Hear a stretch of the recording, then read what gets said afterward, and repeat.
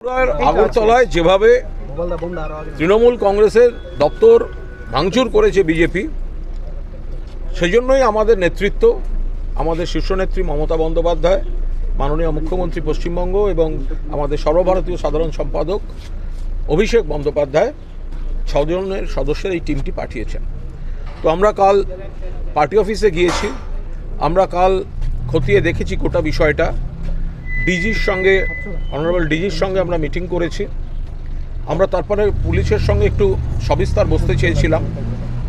তো আজ পুলিশ তার ব্যবস্থা করেছিল, ফলে অফিসিয়াল কমপ্লেন দেয়া উইথ ডকুমেন্টস, যারা ঢাকঢোল পিটিয়ে বলছে আমরা ভেঙেছি, যাদের ভিডিওয়ে দেখা যাচ্ছে, করতে হবে, তাদের ধরতে হবে, তাদের বিরুদ্ধে আইনি প্রসেস শুরু করতে হবে। আমরা সেগুলো পুলিশকে দিয়েছি। রেসপেক্টেড এএসপি সাহেবের সঙ্গে আমাদের একটা সবিস্তার কথা হয়েছে। এরপর আমরা মাননীয় রাজ্যপালের সঙ্গে দেখা করার জন্য আমরা একটি আবেদন করেছিলাম।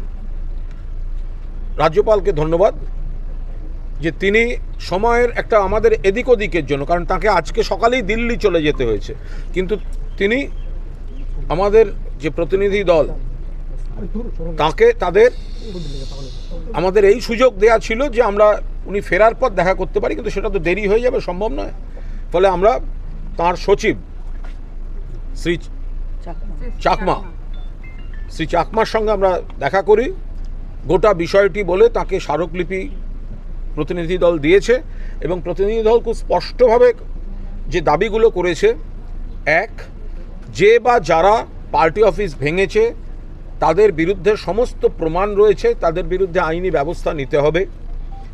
2, পুরনো অভিষেক বন্দ্যোপাধ্যায়ের থেকে হামলা থেকে শুরু করে যেভাবে থানা অ্যাটাক হয়েছিল এর আগের বার, দিনের বেলা রাতের বেলা, সেই দুষ্কৃতীদের বিরুদ্ধে কি ব্যবস্থা নেওয়া হলো সেগুলো জানাতে হবে। এবং 3, আমাদের আগরতলায়, ত্রিপুরায় আমাদের সমস্ত কর্মী, সমর্থক, নেতা, তাদের নিরাপত্তা সুনিশ্চিত করতে হবে।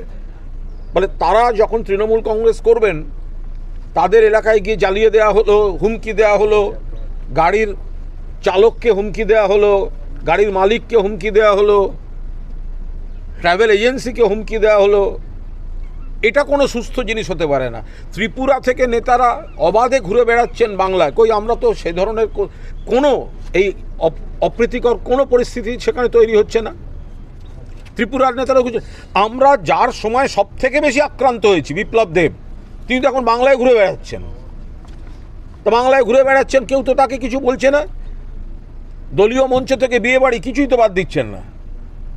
কিন্তু এখানে এলে তৃণমূল দেখলে এরা এই ধরনের একটা প্যানিক রিয়াকশন হয়, প্যানিক রিয়াকশন হয়।